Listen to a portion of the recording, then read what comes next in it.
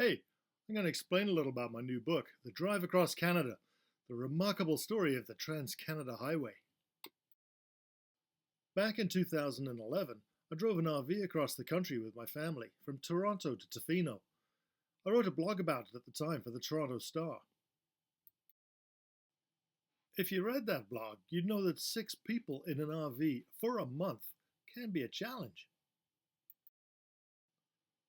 My kids have still not recovered, but in the early days of that drive, we pulled over for a break at a roadside picnic area somewhere north of Sault Ste. Marie. I spotted a stone memorial there that said it marked the halfway point of the Trans-Canada Highway, which it also mentioned was opened in 1962. Now, I'd given it no more thought than that, except for that date. I was born in 1962, and I always assumed the Trans-Canada Highway had been around forever. I thought about the highway a lot as I was driving it. I realized the Trans-Canada was about to turn 50 years old, as I was, and I thought there might be a story in that for the newspaper. So I looked up the date it was opened and discovered it was July the 30th, 1962. And that's the day that I was born. I am, I believe, 3 hours older than the Trans-Canada Highway. This is a better picture. Now, I didn't know it until I was on that road to Tofino, but I was connected to the Trans-Canada Highway, and when I discovered this, I knew that I had to write about it. One thing led to another, and I ended up quitting my staff job at the Toronto Star the next year, partly so I could drive the highway. I'd learned all kinds of fascinating stuff, like the highway was actually opened twice. The Prime Minister, John Diefenbaker, did it officially on September the 3rd in 1962. But the Premier of British Columbia declared the exact same stretch of asphalt open 5 weeks earlier, on the day that I was born. W.A.C. Bennett wanted to stick one to the feds, and he called that 100 kilometers or so over the pass a provincial highway that just happened to be the final link of the Trans-Canada. And as far as I'm concerned, that's the day the highway became drivable from one ocean to the other. When Diefenbaker opened it, they actually had to dig up a bit so he could tap it back into place for the cameras. And the band lost their instruments. And most of the higher level dignitaries didn't turn up because they were squabbling. And Diefenbaker spoke into the wrong microphone, so most of the crowd didn't hear him anyway. But it is worth noting something he said in his speech at the time. It seems prescient today. He said, "This highway, may it serve to bring Canadians closer together. May it bring to all Canadians a renewed determination to individually do their part to make this nation greater and greater still. And above all, I express the hope and the prayer today that this highway will always serve the cause of peace, and it will never hear the marching tramp of warlike feet." So in 2012, General Motors lent me a made-in-Oshawa Camaro convertible, and I did a deal with Maclean's magazine to write a blog about traveling the road. It was a memorable trip. Halfway through, I got home and my 12-year-old son Tristan came with me for the stretch west from Toronto. We had a great time, though he was mortified on the very first day. That's when I spotted this sign beside the road and I went looking for the owner. I let Tristan contribute to the blog, and the little bugger wrote this. He said, "We stumbled across a place called Cowpoop Valley Farms. Me and my dad laughed, but there was a downside to that little chuckle. Since my dad is a reporter, he just has to go knock on everyone's door and ask questions about this farm. The worst part is, since my dad has no sense of fashion, he walks around in his white Reeboks, socks, shorts, grey hair, and what he calls a Tilly hat. So basically, he looks like the stereotypical old person." Actually, the worst part was that he'd tell everyone the same story, which is obviously embellished. I'm not so sure now, I gotta admit, about the right to freedom of speech.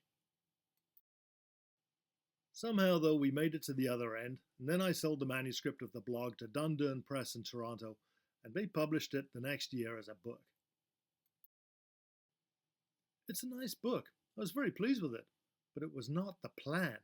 The plan was for me to write a properly laid out account of the Trans-Canada Highway, not just a daily blog. In my head, I thought of it as the road-going version of The Last Spike. That's Pierre Berton's masterpiece about the building of the railroad across Canada in the 1880s. I wanted to tell the story of Bert Todd, the mayor of Victoria. You can see him behind the wheel here from this photo in 1912. He had a gold medal made that same year for the first person to drive across Canada without traveling through the States. I wanted to tell about Thomas Wilby and Jack Haney, who attempted the drive in that same year, and they hated each other. Here they are in Halifax at the start of their 53-day drive. Wilby scooping up some water from the Atlantic. He was the older, very English journalist in charge of things, and Haney, behind the wheel, was the head mechanic of the Rio Car Company out of St. Catharines, which sponsored the expedition. Wilby, though, saw him as just a chauffeur and a valet. Wilby published a book soon after, with photographs. In that book, he never once mentioned Haney by name. Here they are at the end of the drive, on Vancouver Island with some local supporters. Wilby's standing on the far left, he's the one wearing a hat, while Haney's on the far right, leaning against the enormous tree. Wilby had him airbrushed out of the photos for the book. Apparently he was, quote, hopelessly confused about his own interpretation of democracy and equality. God, 53 days.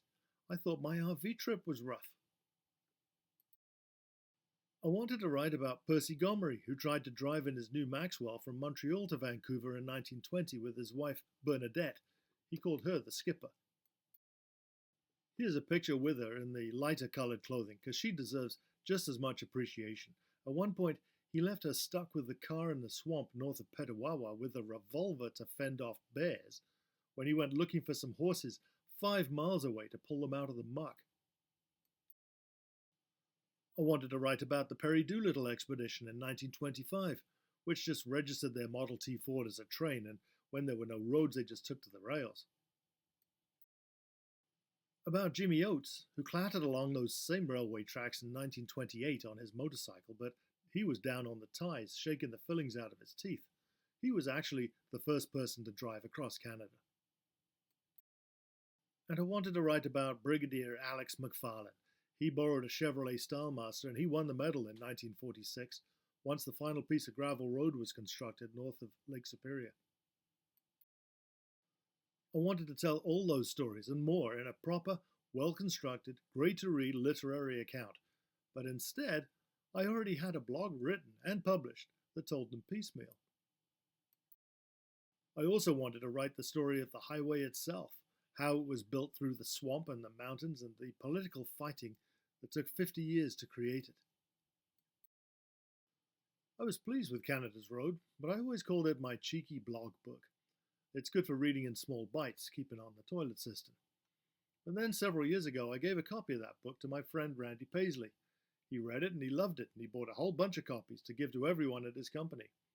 I reread it then, and I felt sad that I'd taken such a magnificent story, and to my mind anyway, squandered it on a cheeky blog book, because I knew it could be done so much better.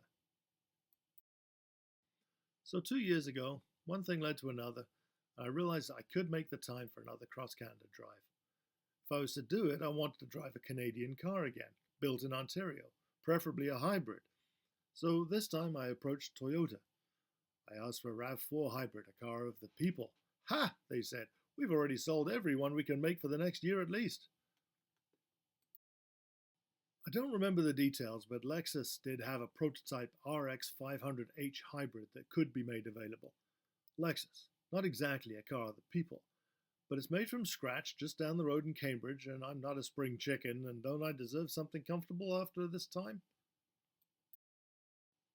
Somehow or another, I persuaded Lexus to provide me with the RX hybrid prototype and to pay my basic expenses for the trip, and then everything came together fairly quickly after that.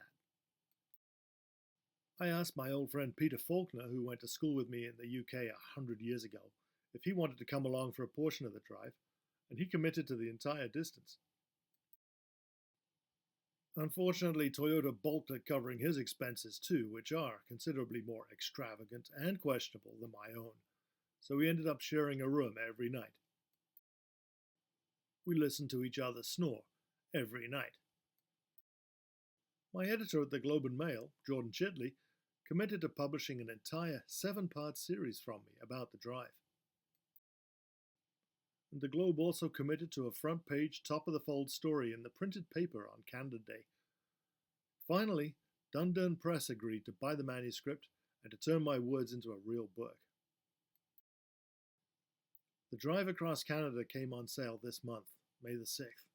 All the stories I wanted to tell at last are here, and I believe they're now told as they deserve to be. Many other stories that I never even knew existed before are here too.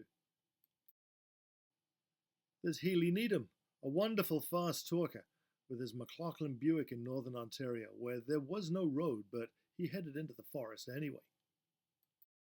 There's Charlie Glidden, so rich he just took over the railway to drive through the Rockies with his wife, with his chauffeur as a passenger in the back seat. And there's Thane Silica. He holds the unofficial speed record for crossing from Halifax to Vancouver on his motorcycle. His gas stops were so quick, he didn't have time to actually go visit the bathroom when he stopped. There's adventure, there's tragedy, there's discovery, there's joy. There are 100 people in the acknowledgements who helped. They all played an essential part. The Trans-Canada Highway is a huge story that, to my mind, has never been told properly until now. Of course, the star in all of this is Canada itself. It created these stories in the first place. I came to this country as an immigrant 45 years ago. Canada's been good to me. I like to think that being able to write this book, to tell these sometimes forgotten but nonetheless important stories at last, and to publish them now as a matter of public record, is my own way of being able to say thank you. Thank you, Canada, for being such a wonderful country. Never forget how remarkable and magnificent you are. Thank you.